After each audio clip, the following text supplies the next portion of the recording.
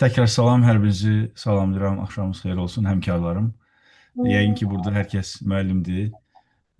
Düşünürəm ki, hər kəs artıq xoşbəxt müəllimdir. Çünki məktəblər bitib, dərslər bitib. 56 günlük bizim ən çox qısqanılan tərəfimiz olan bu uzun tətil məsələsi başlayıb. Hər birinizi buna görə də təbrik edirəm. Xoş istirahətlər arzulayıram indidən. O belə bir neçə maraqlı video vardı bundan bağlı ki, 56 günlük tətilimizi qısqanırsınız, amma yəni o il ərzində keçirdiyimiz gərginliyi görsəz, yəqin ki, bizi haqlı görərdiniz deyə.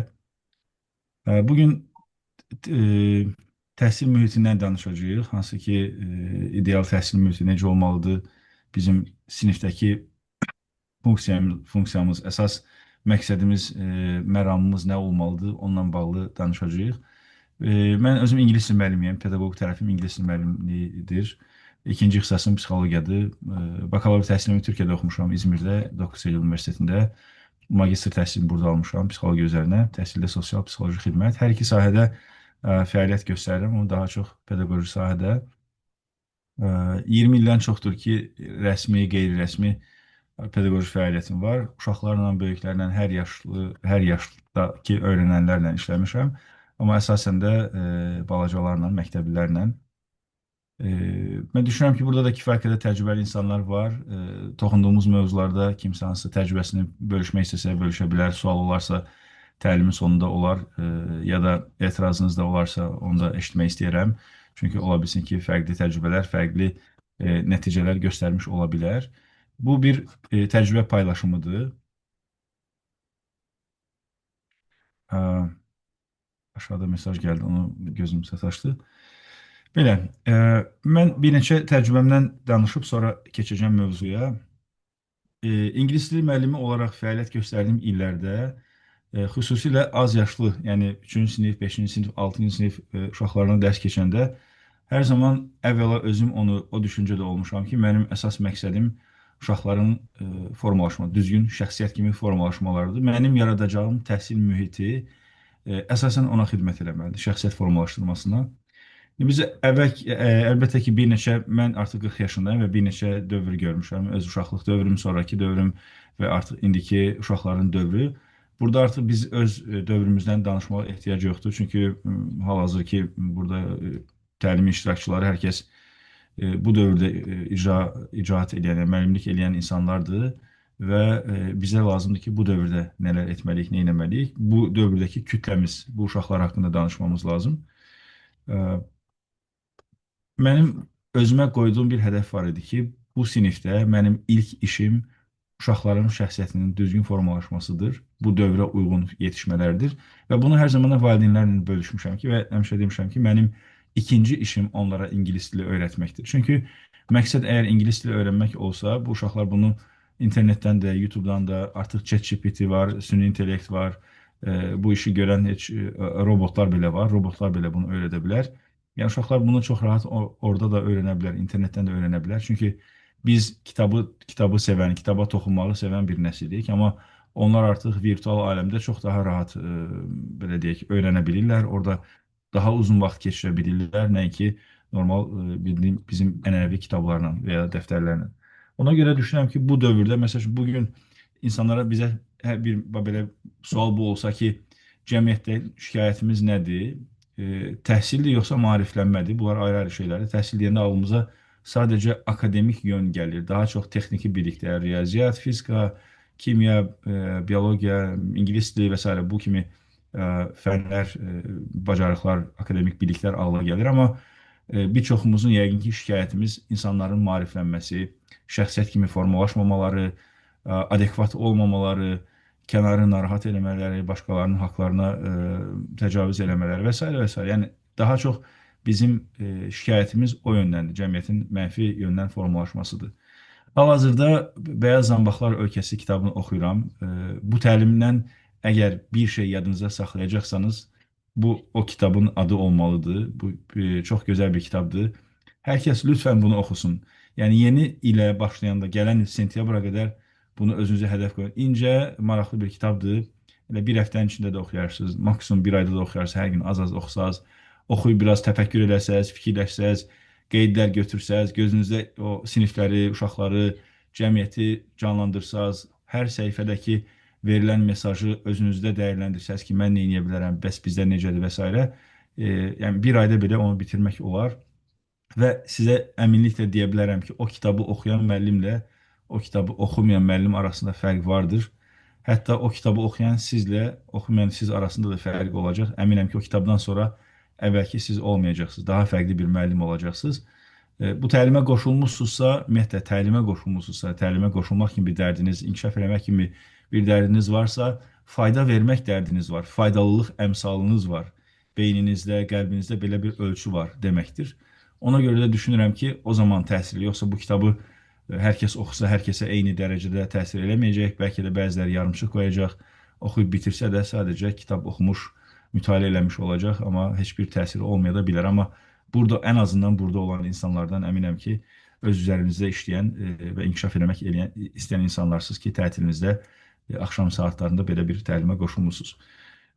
O kitabı oxuyarkən ən çox ağlıma gələn və rastlaşdığım, gözümdə hətta deyirəm ki, Finlandiya sözü keçməsə o kitabda, mən elə bilirəm ki, Azərbaycan haqqında yazılmış bir kitab oxuyuram.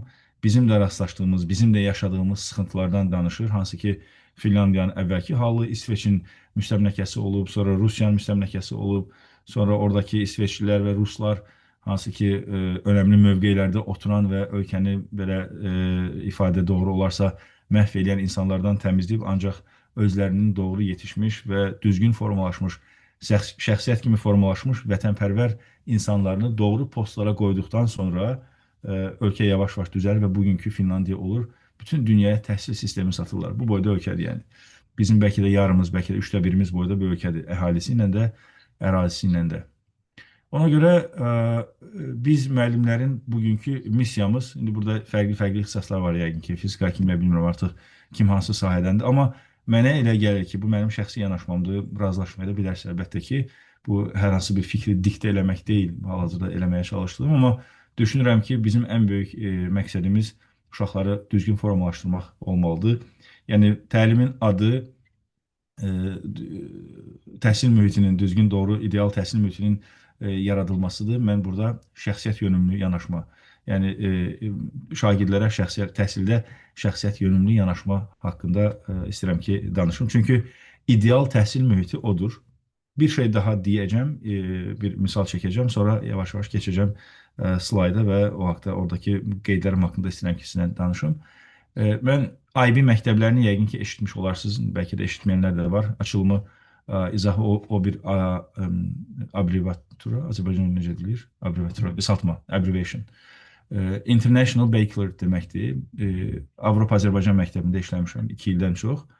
Orada IB profilində, IB profillər, IB profiles deyə bir şey var, yəni IB profilləri. Yəni bir şagirdlərə aşılanmağa çalışılan, bu dövrdə daha çox soft skills, yəni yumuşaq bacarıqlar dediyimiz bacarıqlardır. Onlardan bir neçəsini sayacağım. Ümid edirəm ki, onu qeyd götürəsiniz və hətta xahiş edirəm sizdən, lütfən bunu qeyd götürün, IB profiles deyə. IB profilləri yazsaz Google-da çıxar 10 dənə profildir və o profillərin izahları da var və burada qeyd var ki, ES-də işləmişik sizinlə yazıb bir müəllimə.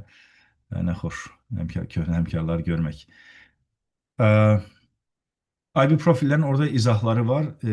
Əgər siz yay boyunca belə müəllimlərə müəllim kimi ev tapşırığı verirmiş kimi oldum, bir anda o müəllimlik refleksimi saxlaya bilmədim. Yay boyunca həmin o kitabı oxusaz və IB profillərinə baxsaz və beyninizdə canlandırsaz ki, mən gələn il dərslərimi keçərkən uşaqlara bu profilləri necə aşılaya bilərəm? Ola bilər burada sinif rəhbəri deyilsiniz, hamı ibtidai sinif müəllimi deyil, yəni 1-ci, 3-cü, 5-ci, 8-lərə, 9-lara, 10-lara, 11-lərə də yəqin ki, dərs keçənlər vardır içinizdə. Aşağıdan mesajlar yazılır, mən onlara göz atıram, birdən sual olar, neysə qaçırmayayım deyə. Zəhmət olsun dediyiniz məlumatı yazılı yazardınız. Yaxşı, təlimin sonunda yazaram, belə bölmək istəmirəm. Təkrar lütfən xatırladarsınız. Adını çəkdiyim hər şeyi yazacağım ora. Bir kitab dedim, ikincisi də IB Profiles dedim. O IB profillərini oxusaz, möhtəşəm bir şey, ona bayılacaqsınız. Deməli, biz ES-də işləyəndə, Avropa Azərbaycan məktəbində işləyəndə bir Avustraliyalı, yaşlı, qocaman bir 50 neçəsə yaşında bir müəllim gəldi bizə təlim keçdi 2 günlük. 2 günün sonunda belə dəyərli bir masada oturduq, 2 günlük təlimi dəyərləndirməyə başladıq və kimi sual var, sual verirdi, kimsə fikir bildirmək istəyir, fikir bildirdi. Mən də ona sual soruşdum. Dedim ki, bir sualım var sizə. E, Mən o məktəbdə işləməyə başlayanda o IB profillərinə o qədər vurulmuşdum ki, deyirdim ki, əgər yer üzündə iman eləyəcəyim bir şey olsaydı, yəqin ki, bu IB profilləri olardı. Yəni insan yetişdirmənin başlıqları onlar olardı. Məsəl üçün orada var risk taker, risk ala bilən, caring, qayğıkeş, nə bilim, knowledgeable, bilikli və s. və s. bir 10 dənədir. Burada saysam saya bilərəm, istəmirəm ki, vaxt geçsin. Mən ona soruşdum ki, 1957-ci ildə deməli bu sistem İngiltərədə başlayıb. Dedim ki, mən təsəvvür eləyirəm ki, təxmin eləyirəm ki, bu sistem belə ortaya çıxıb. Bir gün pedaqoqlar yığılışıblar, dedim, belə bizim kimi dəyirmi masanın ətrafında oturublar və deyiblər ki, ölkəmiz üçün, cəmiyyətimiz üçün ideal bir şəxsiyyət formalaşdıraq. Necə eləyə bilərik? Və deyiblər ki, gəlin beyin fırtınası, beyin həmləsi eləyək. Azərbaycanca beyin həmləsidir. Beyin həmləsi eləyək və hər kəs bir fikir desin. Və dedim, məncə oturublar, yazıblar, hər kəs öz fikrini yazıb. Sonra onu hər kəs səsli oxuyub və eyni olanları çıxarıblar. Axırda bu 10 dənə qalıb. Və bu 10 profil elədi ki, hörmətli müəllimlər, bunun ölkəsi yoxdur. Bunlar bəşəri dəyərlərdir. Yəni Qubanın Xınalıq kəndində də o insan ideal bir insan sayılar. İngiltərənin Londonunda da, Amerikanın New Yorkunda da o insan, o xüsusiyyətləri daşıyan insan ideal insan sayılır. Yəni biz də məsəl üçün konfliktə girən bir həmkar istəmərik, iş yoldaşı istəmərik, intriqaya girən bir iş yoldaşı istəmərik. Londonda da yəqin ki, istəməzlər. Yəni bəşəri dəyərlər hər yerdə eynidir. Yəni yaxşı insan, ideal insan, adekvat insan hər yerdə eynidir.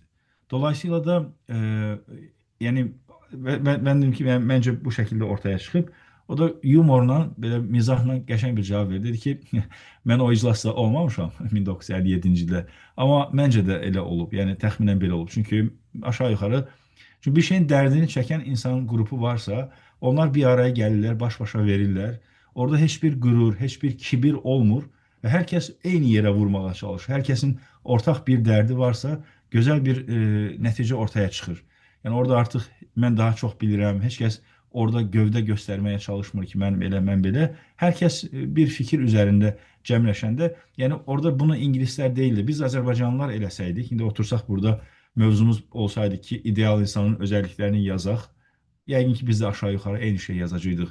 Bu həyatdan aldığımız təcrübələr, gördüyümüz pis insanlar və gördüyümüz yaxşı insanlardan çıxartdığımız nəticələri deyəcəkdik. İkinci mərhələdə odur ki, bunları biz bu uşaqlara necə aşılayaq, bu cəmiyyətə necə aşılayaq? Cəmiyyət olaraq ən uzun müddətli keçdiyimiz dövlət müəssisəsi məktəbdir. Həmişə də bu misalı çəkəndə deyirəm ki, bir də həbsxana ola bilər ki, Allah onu bizdən.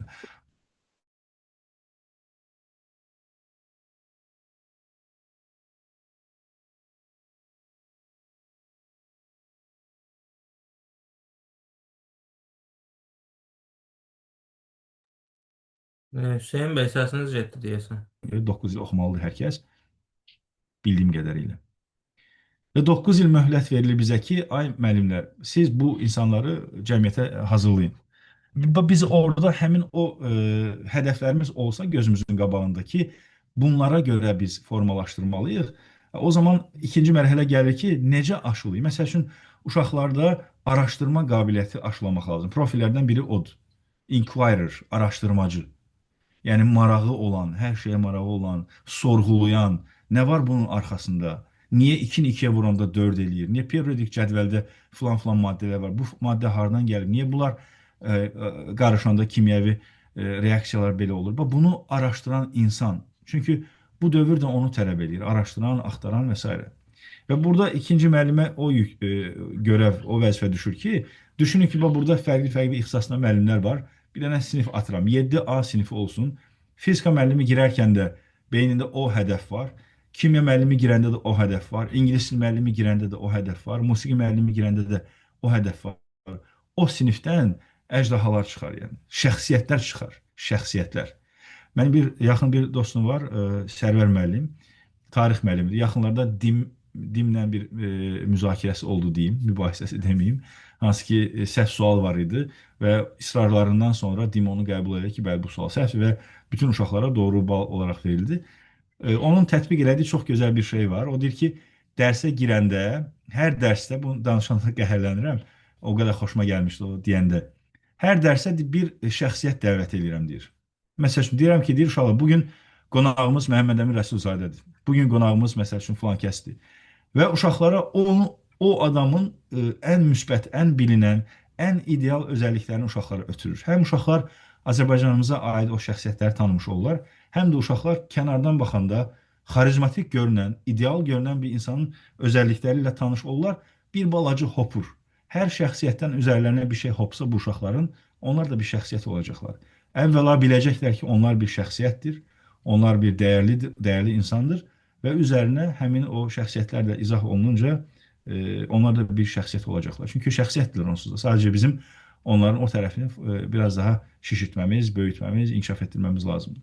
Ona görə sizdən xahişim, bugün iclasdan, təlimdən sonra gec ola bilər, amma bir tərəfə qeyd edəsəz, IB Profiles mən də təlimin sonunda yazılı halda da yazacağım mesaj bölməsinə.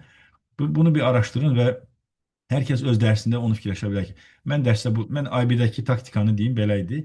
Deyək ki, biz 6 həftəlik dərs planlaması eləyirdik. Orada baxırdıq ki, yəni bu mövzu işte filan mövzu ya da 2 həftəlik dərs planlaması eləyirdik. Baxırdıq ki, 2 həftə uşaqlara tarixdən bunu keçəcəyik, məsəl üçün riyaziyyatdan bunu keçəcəyik, ingilisdən bunu keçəcəyik, okey, qrammatika, yəni texniki, akademik tərəfi budur. Və dedik biz bunları keçərkən uşaqlara bu 10 profildən hansılarını aşılaya bilərik? Hadi bu iki profil, iki dənəsini götür. Hər 2 həftəlik planın içində onlardan o 2 dənə profili. Dolayısıyla dərs planlamamızı, ev tapşırıqlarını, dərsdəki eləyəcəyimiz fəaliyyətləri bu 2 profili inkişaf elətdirə biləcək zəminin üzərinə bina edirdik. Çox uzun bir cümlə oldu. Yəni ona görə belə bir dərsinizi planlayarkən yay boyunca indi eləsəz da bəlkə də təkrar gözdən keçirəcəksiniz materiallarınızı. Orada həmin o profillərdən istifadə edə bilərsiniz. Əmin olun ki, dərsinizin, sinifinizin çöhrəsi dəyişəcək. Uşaqların dərsə baxışı, sizə sayğısı, özlər aralarındakı sevgisi, qrup çalışması hamısı dəyişəcək. Çünki aşıladıkça heç nə boşa getmir. Yəni sinifə girərkən o niyyətlə girsəz, əmin olun ki, mütləq uşaqlar nəsə götürəcəklər. Ola bilməz ki, sıfır olsun. İndi mən demək istədiyim ikinci şey də buydu və indi keçirəm təqdimatım hansı qeydlərimə. O qeydlər üzərində danışaq. Təhsildə şəxsiyyət yönümlü yanaşma. Mövzumuz təhsil mühitinin yaradılmasıdır, ideal təhsil mühitinin yaradılmasıdır. Amma mən düşünürəm ki, ideal təhsil mühiti şəxsiyyət yönümlü insan yetişdirəcək mühitdir. Yəni burada ən yaxşı riyaziyyatı necə keçərək deyil. O da vacib. Bəli, riyaziyyatı çox yaxşı keçməliyik. Amma eyni zamanda bu riyaziyyatı yaxşı keçərkən həm də uşaqlara verməmiz gerəkən müəyyən qabiliyyətlər də var. Fərdi yanaşma. Əvvəla uşaqların hər birinə fərdi yanaşmamız lazım. Onların hər biri ayrı bir insandır, hər biri fərqli bir ailədən gəlir. Müəllimlər bəzən biz bəzi uşaqların son ümidi ola bilərik, əziz həmkarlar. Yəni o uşaq heç bir yerdə anlaşılmır, ailədə anlaşılmır, qohumlarda anlaşılmır, həyatda anlaşılmır. Hər kəs tərəfindən təcrid oluna bilər, amma son ümidi biz ola bilərik. Yəni biz də anlamasaq, o uşaq yəni artıq həyatda hər şeyini itirə bilər. O uşaq həyatı itirə bilər. O uşaq o qatarı qaçıra bilər, o gəmini qaçıra bilər. Bir daha o gəmi oradan keçərmi, bir daha o qatar oradan keçərmi, məlum deyil.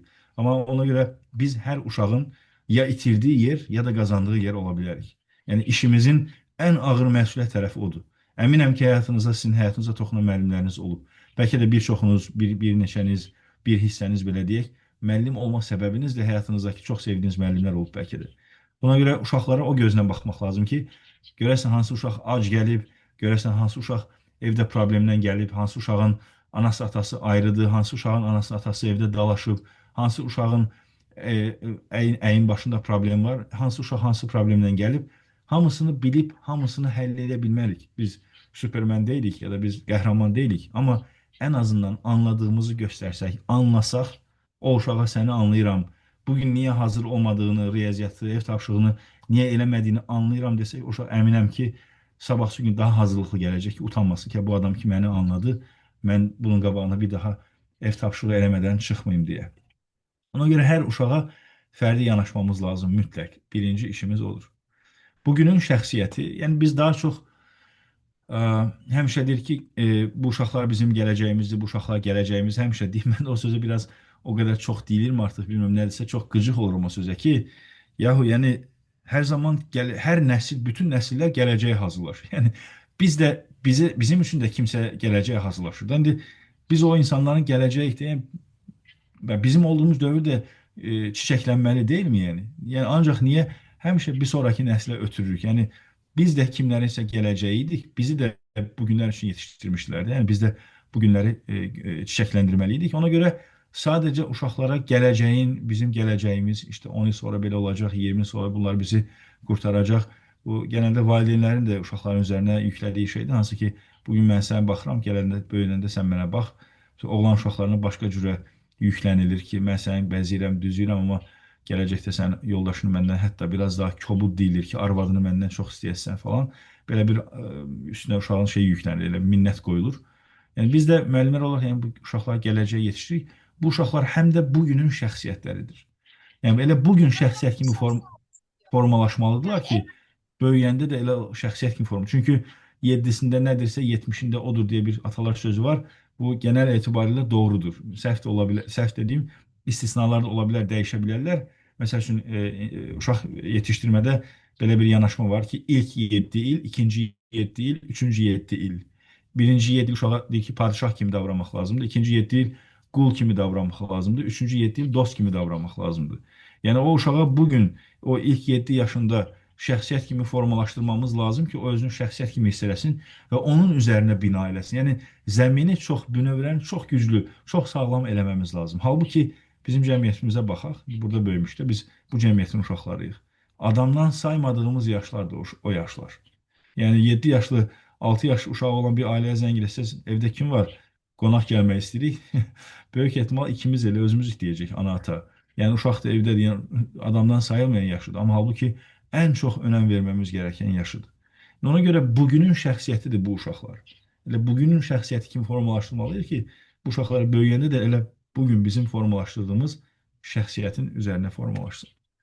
Sabahın şəxsiyyəti. Eyni zamanda da bu səfər sabahın növbəti addımımız odur ki, sabahın şəxsiyyəti kimi baxmamız lazım.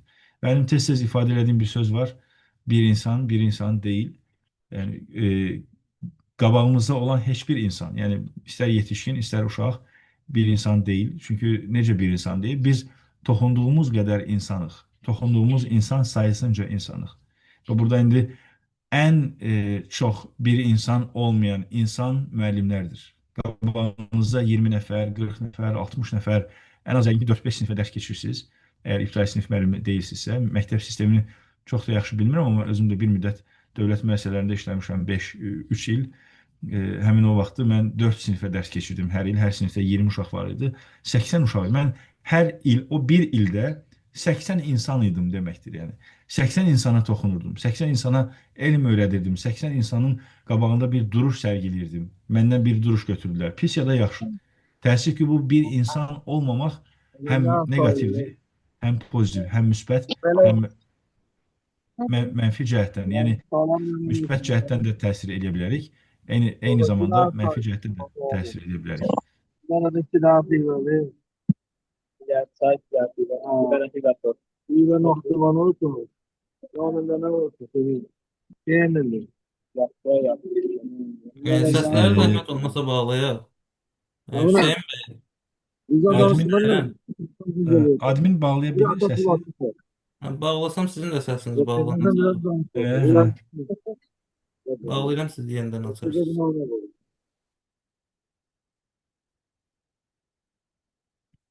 Yəni Hüseyn bəy, üzr istəyirəm, sizə də uyğundursa ikinciliklə davam edərək. Bir də hörmətli təlim iştirakçıları qrup linki chat bölməsinə göndərilib. Kim A qrupda yoxdursa oradan qoşula bilər. Eyni zamanda nömrəyə yazaraq da qoşula bilərsiniz. Rəsmi sertifikat üçün də eyni nömrədir. 5 dəqiqə sonra yenidən link həmin qrupa atılacaq, davam edəcək.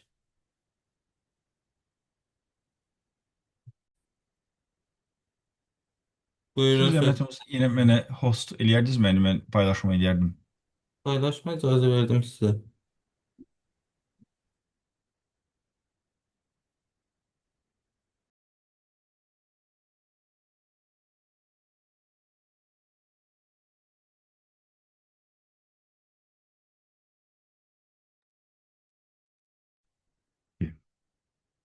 Qaldığımız yerdən davam edək. Sabahın şəxsiyyəti deyirdik. Bir insan deyil, onu deyirdim.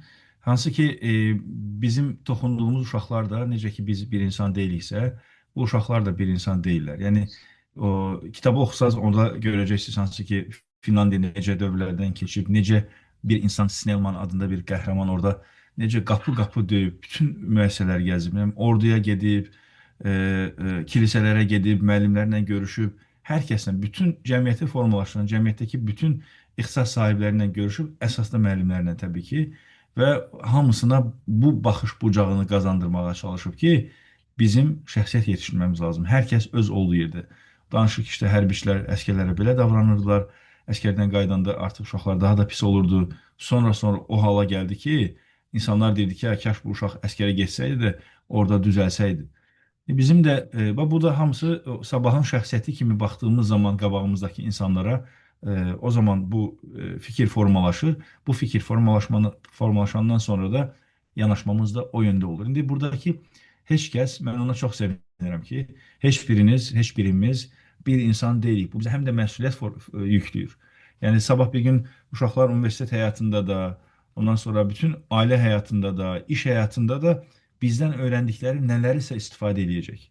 Bəlkə o riyaziyyatı istifadə eləməyəcək, amma o duruşunu öyrəndiyi, sizdən öyrəndiyi, bizdən öyrəndiyi o duruşu, o dürüstlüyü istifadə edəcək.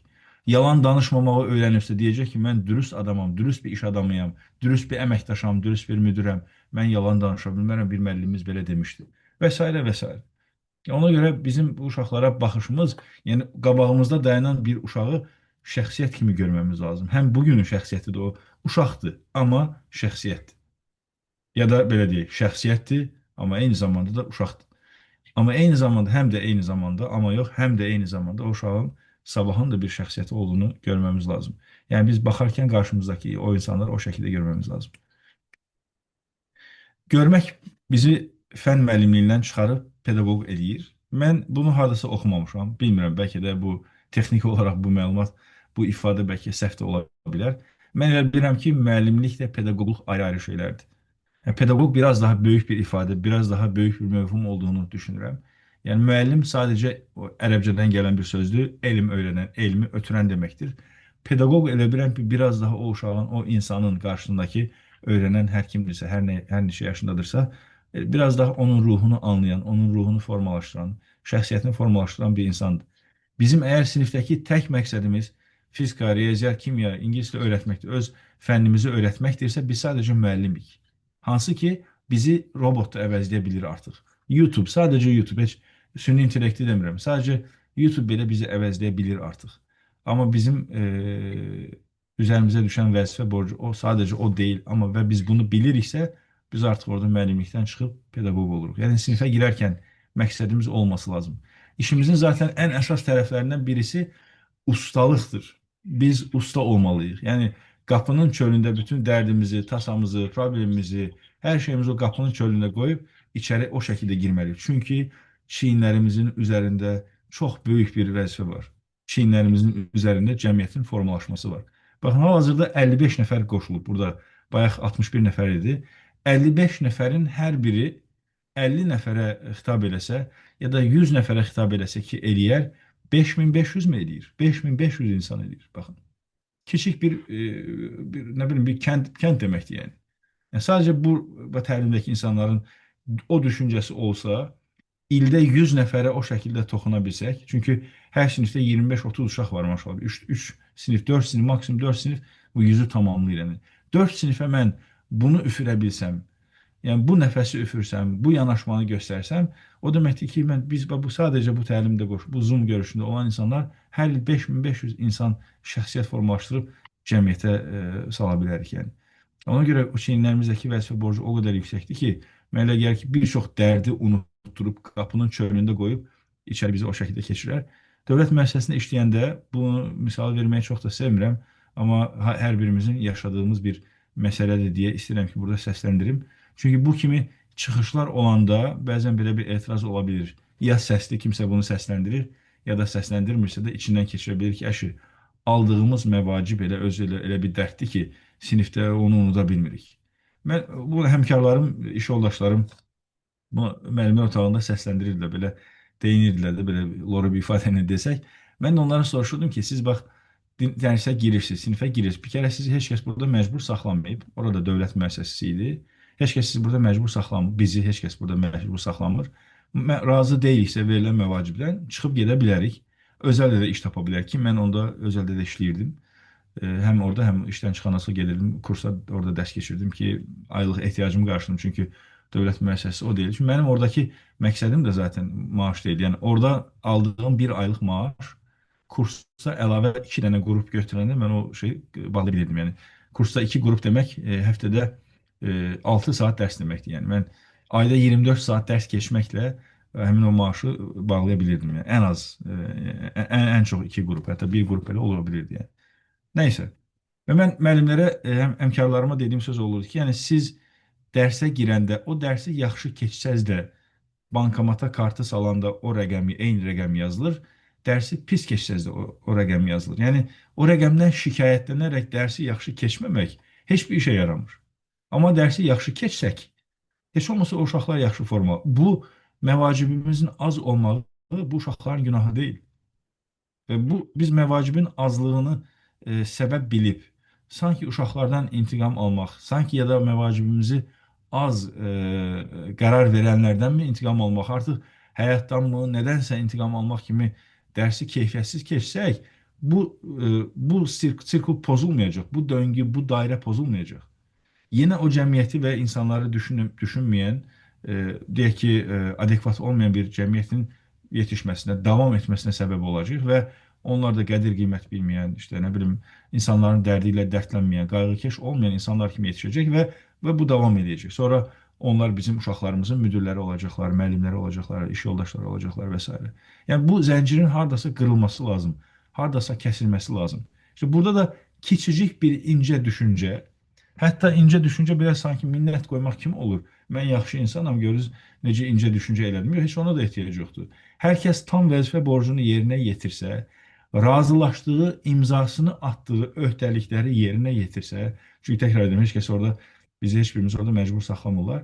İmza atdığımız, razılaşdığımız öhdəlikləri yerinə yetirsək, zaten düzəlir, hər şey düzələr. Amma nədənsə bəzən bu məvacibin azlığı ki, mən də razılaşıram, mən də razıyam ki, bəli, bu kifayət qədər deyil. Bu gətirib nəyə çıxarır?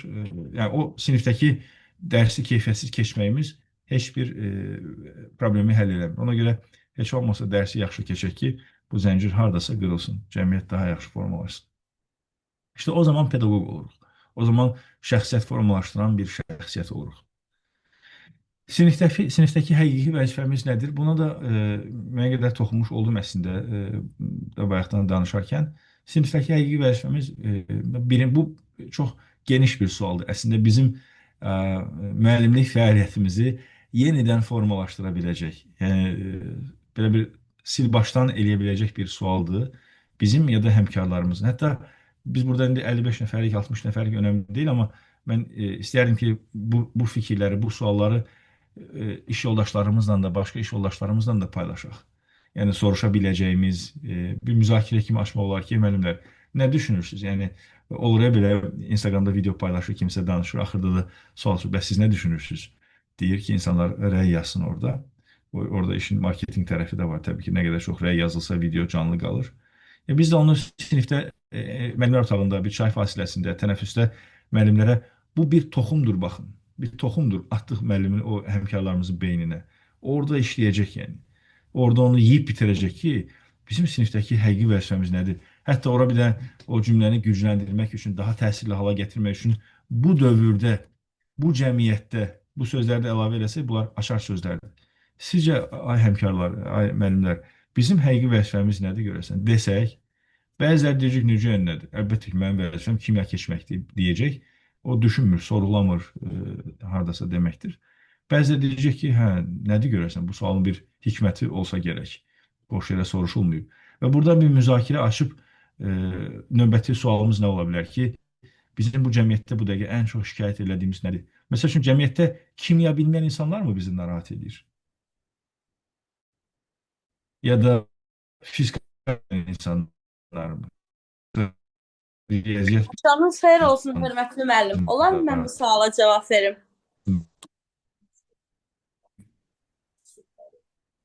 Bu Maraqlı şey gəldi. Sual mənim üçün çox maraqlı gəldi. İstədim cavablandırım, icazəniz varsa. bəli, bu xoşdur. Buyurun. Mən də yorulmuşdum. İstirahət Öncə eləmiş olaram. özümü təqdim edim. Zəminə müəllimə, Buyurun. pedaqoji təlimçi olaraq fəaliyyət göstərirəm. Özəl kurslarda işləyirəm. Ə, Həqiqətən çox gözəldir təlim. Bunun üçün sizə xüsusi təşəkkür edirəm.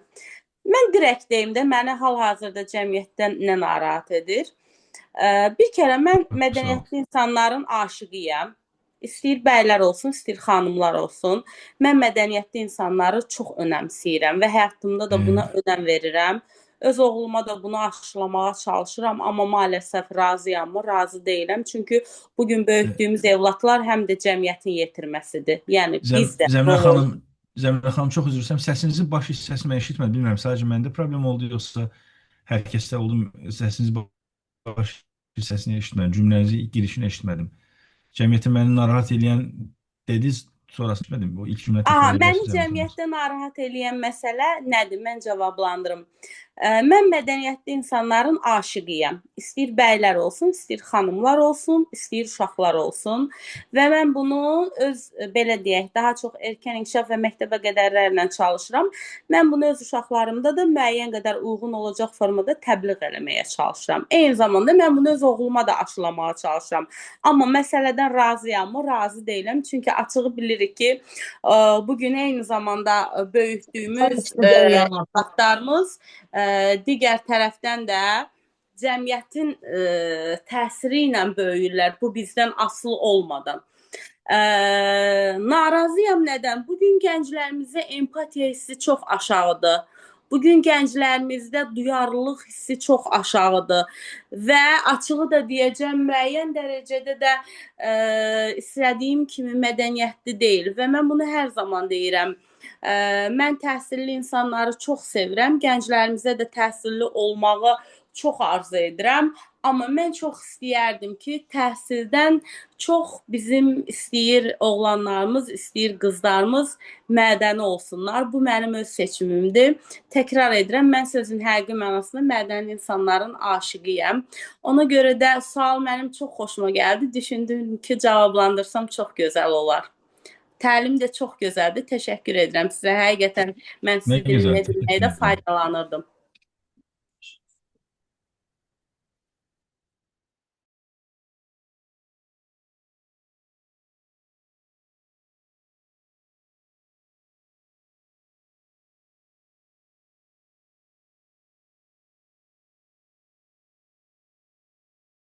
Üzr istəyirəm, böyük ehtimal Hüseyn bəy də şəbəkədə bir problem oldu. Yenidən Gəldi, qatılıb. hə, gəldi buradayım. Buradayım. Niyə Buyurun. belə bir şey oldu bilmirəm, üzr sayın.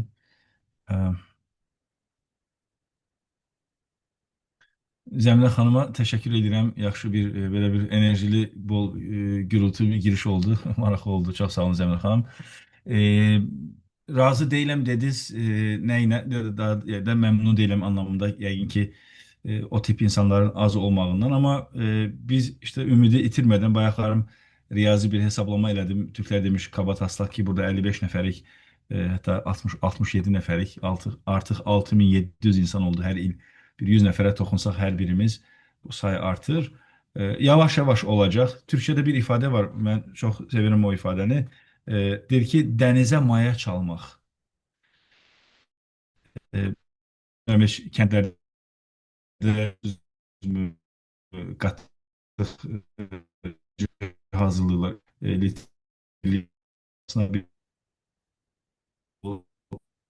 olan bir Axşamınız yerdə xeyir. bunun yoxdur. Bir də düşünün ki, Səssiz qırıq-qırıq dənizə maya... gəlir. Əksəy bəy, Buyurun. bilmirəm məndə elədir Hüseyn bəy, yoxsa. üzrlü sayın, səsiniz yaxşı gəlmir. Bəli, Hal-hazırda qırıq-qırıq necədir? gəlir. Bayaq da Hal-hazırda oldu gəlir, indi də. arada bir gedir, gəlir. Valla heç səbəbi də bilmirəm açıkçası niyə belədir, amma Səs hal-hazırda... qırılır. Qırıq-qırıq gəlir səsi. Aha.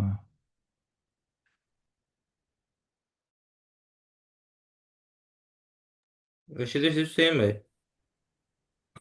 İndi necədir səsim? İndi yaxşıdır, davam edeyim baxaq. Okay, əla. Aha. Türkçədə bir ifadə var, onu deyirdim. Hansı ki, dənizə maya çalmaq, bu hansı ki, onu dənizin tutmağı, o boyda dənizin qatıq olmağı çox çətin bir şeydir. Bizim işimiz də biraz elədir, dənizə maya çalmaq kimidir. Yəni o cəmiyyətin formalaşması üçün səbirlə gözləmək lazım, səbirlə davam eləmək lazımdır. E, Hansı ki, Zəminə xanım dedi ki, mən razı deyiləm bu haldan.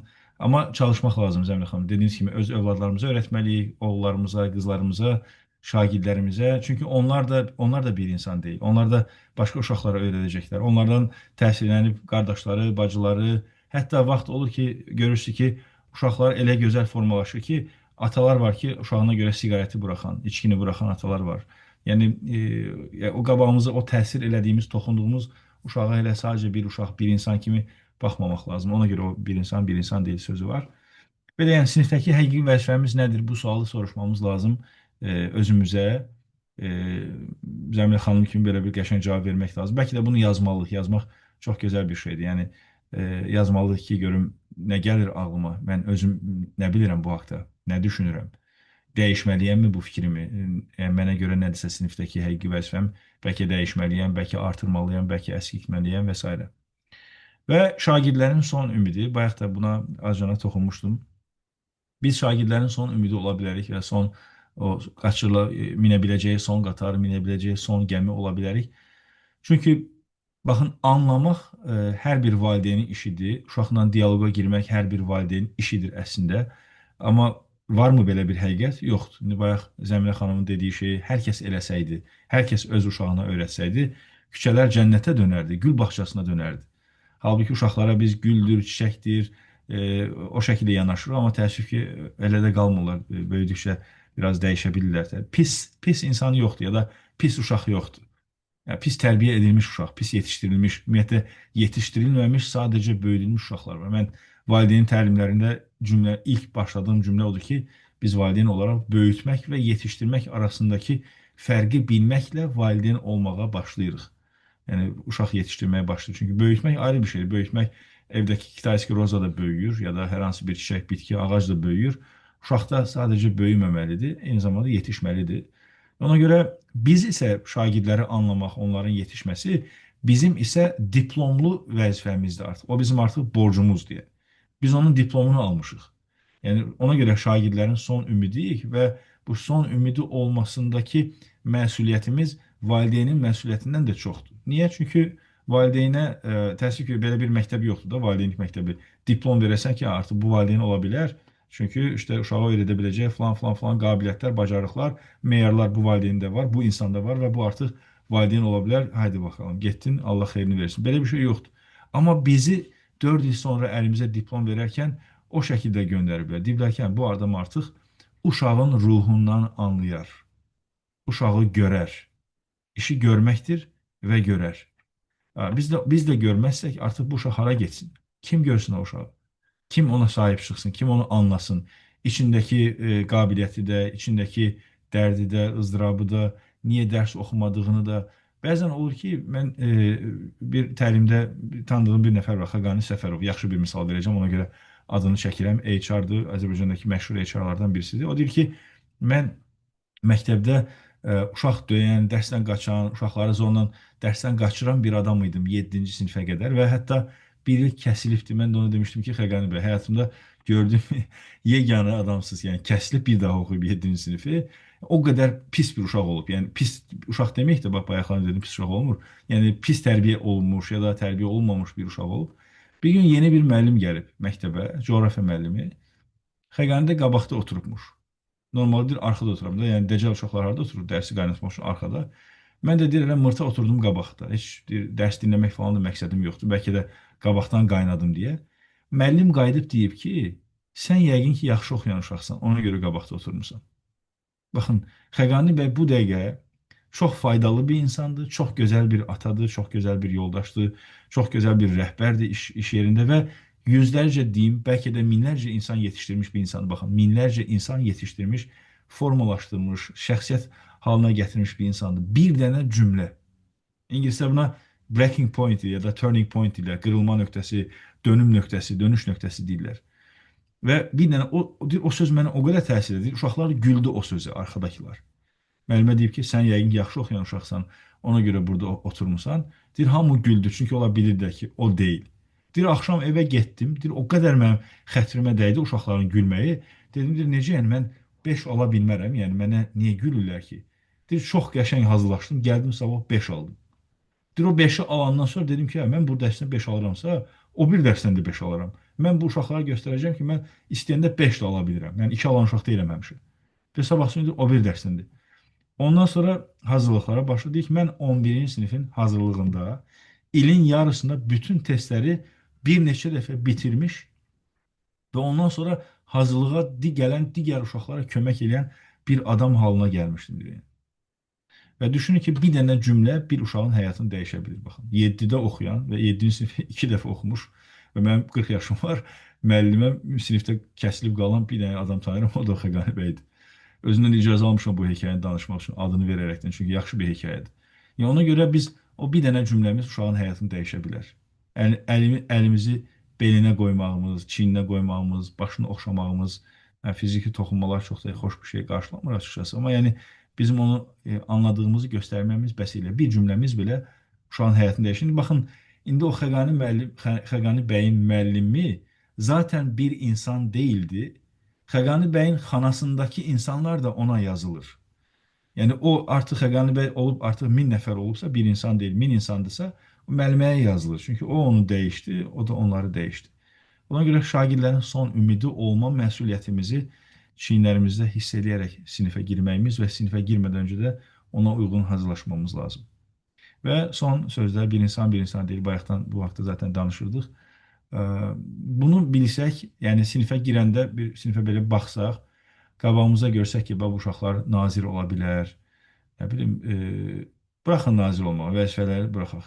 Bu uşaqlar sadəcə özləri fərd kimi düzgün formalaşsalar, sabah bir ailə başçısı, sabah bir ana, sabah bir ata olsalar, sabah bir dost, sabah bir əməkdar, sabah bir müdür olsalar, o böyük bir uğurdur. Ona görə o uşaqlara baxanda ixtisasımız nədirsə, o kimyanı öyrədərkən başqa nə verə bilərəm? Fizikanı öyrədərkən, ingilisini öyrədərkən, musiqini öyrədərkən başqa nə verə bilərəm düşüncəsi hər zaman və hər zaman ağlımızda olması lazım. İşte o zaman o təhsil mühiti ideal bir təhsil mühitinə dönüşər. Həm də təlim mühitinə dönüşər. Çünki oradan şəxsiyyət çıxacaq. Yəni uşaq girəcək, dəcəl girəcək, şəxsiyyət çıxacaq. Yəni dəcəl olmaq zaten pis bir şey deyil. Pis olan tərbiyəsiz olmaqdır. Tərbiyəsiz olmaq da tərbiyə edilməkdə bağlı bir şeydir. Yəni onun qanında, genində problem var demək deyil. Belə, mənim sizinlə bölüşmək istədiyim bunlar idi. Ümid edirəm ki, faydalı olmuşdur. İndi isə varsa suallarınızı soruşa bilərsiniz. Bərabər o suallara cavab verməyə çalışarıq. İradınız varsa onu da bildirə bilərsiniz. Mən icazənizlə mesaj bölməsinə baxıram. Əgər burada sual varsa qaçırmayaq ki, ayıb olmasın. Müəllimlik duyğu işidir. Rasional düşüncə müəllim ruhunu yaşada bilməz. Nəzrin xanım yazıb, razılaşıram.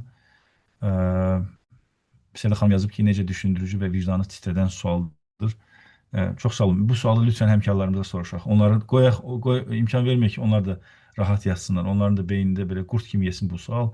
Və bu sual davamlı aktual qalmalıdır. Belə davamlı sorğulamamız lazım. Özümüzü, yanımızdakiləri xatırlatmaq lazım bir-birimizə. Necə ki, endirim olanda bir-birimizə xatırladırıq. Zarada endirim var, qızlar.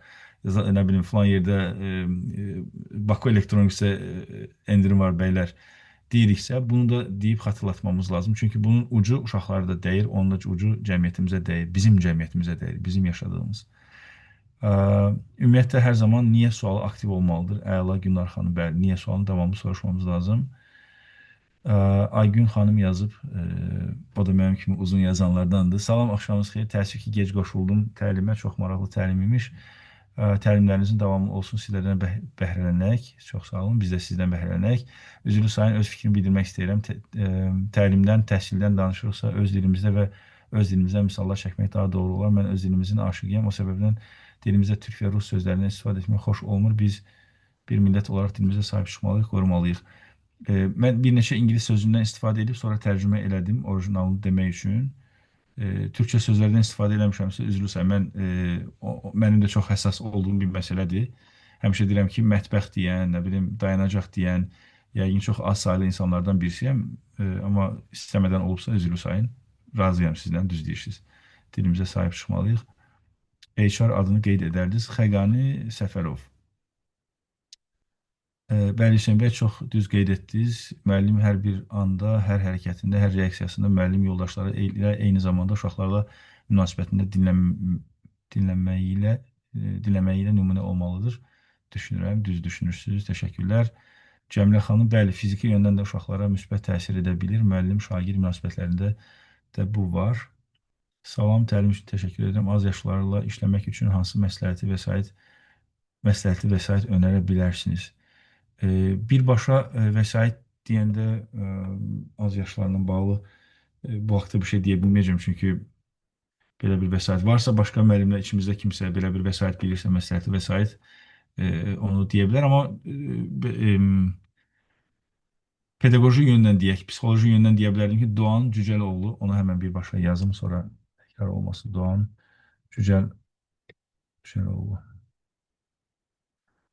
İçimizdəki insan. İçimizdəki insan kitabı var.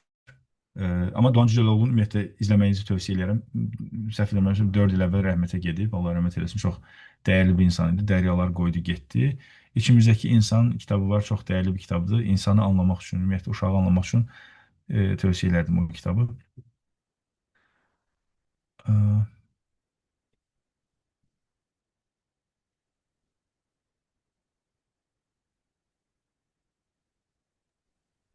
Vaxtımız azdır, Hüseyin bəy.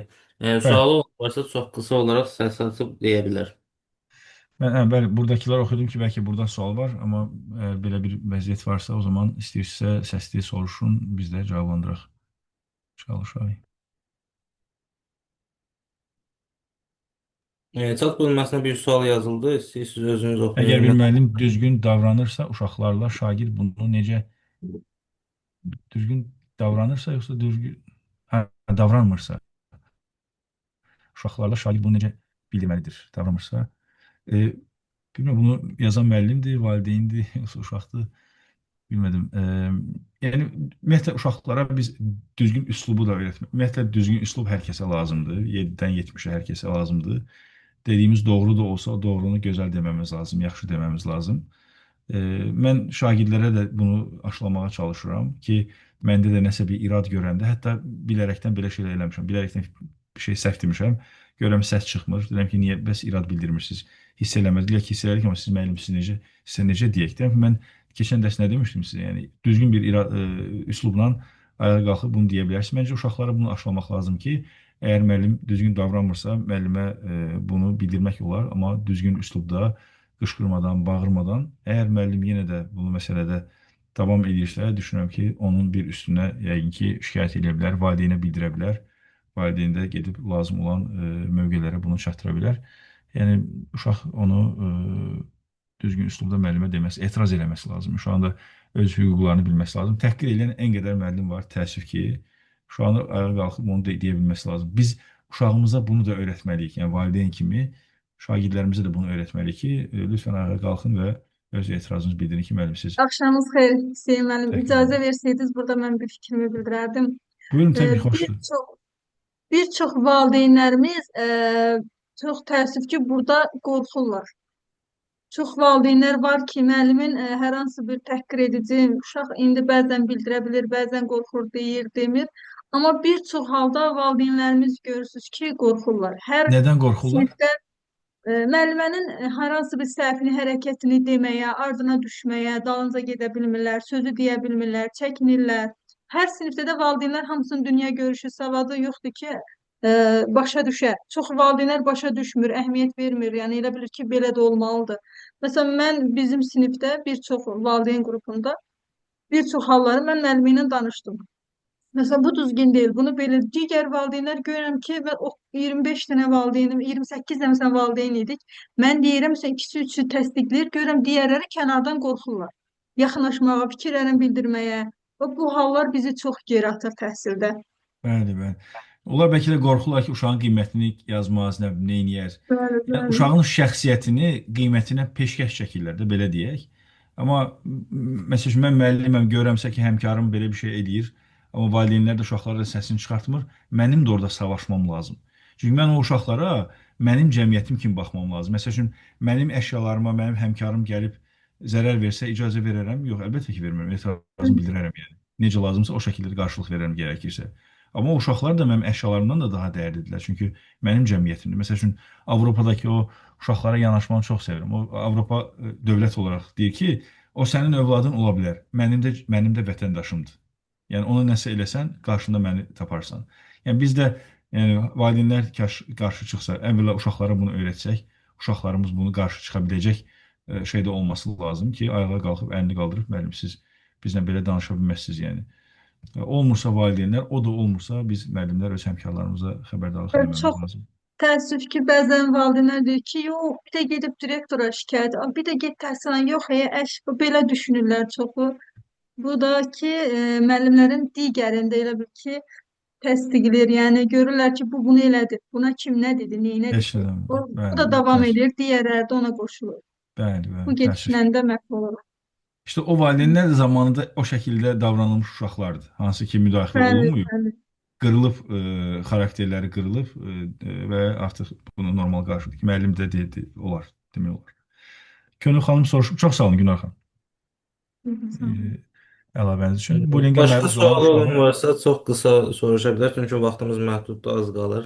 yazılıb bura, Nəsim bəy, oxuyuram onu. Bullyingə məruz qalan uşağın şəxsiyyətinin nə qədər təhqir olunmasıyla bağlı müəllim nə dərəcədə məsuliyyət daşıyır. Müəllimin xəbəri var və heç nə eləmirsə, yəni çox məsuliyyət daşıyır. Yəni gözünün qabağında sevməsi. Mən bilirəmsə ki, tənəffüsdə o uşağı pişiyə qoyacaqlar. Yəni ona heç nə eləmədən səssizcə çıxıb gedə bilirəmsə ki, bu müəllimlər otağında içdiyim çay mənə haram olsun yəni. O dincəldiyim 10 dəqiqə mənə haram olsun. Əgər onu bilə-bilə o uşağı orada o şeylə üz qoyub gedirəmsə, tək başına o uşağı qoyub gedirəmsə haram olsun. Yəni o gözəl bir ifadə var. Deyir ki, sən öz müəllimliyini öz uşağına rəva bilərdinmi? Çox gözəl bir ölçüdür. Məsələn, düşünək ki, öz övladımız orada. İndi ola bilər, övladı olmayan da ola bilər. Evli deyil, var, evlidir, uşağı yoxdur və s. hər nəsə səbəb önəmli deyil. Yəni, amma empatiya qura bilərik də. Düşün ki, hər hansı bir doğmamızı da onun yerinə qoya bilərik, empatiya elə bilərik ki, mənim öz uşağım orada olsa, bullyingə məruz qalsa, mən müəlliməsi də arxasını çevirib getsə, nə hiss eləyərdim mən? Yəni, əlbəttə ki, yaxşı hiss eləməzdik. Ona görə birbaşa müəllimin vəzifə borclarından birisidir uşağı orada o mənada qorumaq. Lazım olan o uşaqlarla danışmaq, maarifləndirmək, söhbətləri aparmaq digər uşaqlarla, onları lazımsa barışdırmaq, ailələrini çağırıb yenə düzgün üslubda qırğın salmadan ailələri də xəbərdarlıq eləmək, ailələri də uşaqlarının maarifləndirməsi ilə bağlı maarifləndirmək və s. Yəni orada mütləq ki, müəllim orada birbaşa məsuliyyət daşıyır. Birbaşa məsuliyyət daşıyır. Oldu Hüseyin bəy, vaxtımız bitir artıq. Dəvətimizi qəbul etdiyiniz üçün sizə təşəkkürlər. Hər ay 2 dəfə bu cür pedaqoji mövzuda təlim baş tutur. İştirak etmək istəyənlər ekranda qeyd olunan, eyni zamanda chat bölməsində yazılan 077 404 5037 nömrəsi ilə əlaqə saxlaya bilər. Eyni nömrə ilə rəsmi sertifikat da əldə edə bilərsiniz. Nəsim bəy, bizim 3 dəqiqəmiz var deyəsən, mən Bəli. o bayaq dediyim şeyi yazın bura, IB Profiles. Buyurun. Onu demiştim. Bir de başka ne demiştim? Bir de kitap demiştim ben. Beyaz. Bak. Kadar. Ve Çok size sağ bir tane olun. yay üçünde bir film de diyeyim, onu da diyeyim. Ondan sonra kaçırım. Bunu övladlarınızla izleyebilirsiniz. The Social Dilemma sosial şəbəkə ilə bağlı bir filmdir. Möhtəşəm bir filmdir. 90 dəqiqəlik. İzləməmək 7 böyük günahın 8-cisidir. Tövsiyə olunur. Oldu. Sağ Çox olun sağ Nəsim bəy. olun. Dəvətimizi qəbul edib iştirak etdiyiniz üçün bütün təlimdə iştirak edən hər kəsə təşəkkür edirik. Rəsmi sertifikat üçün nömrələri yaza bilərsiniz. Sağ olun. Yenidən görüşmək ümidi ilə. Hüseyin bəy. Sağ olun. Teşekkürler Nəsim bəy. Sağ olun həmkarlar. Sağ olun.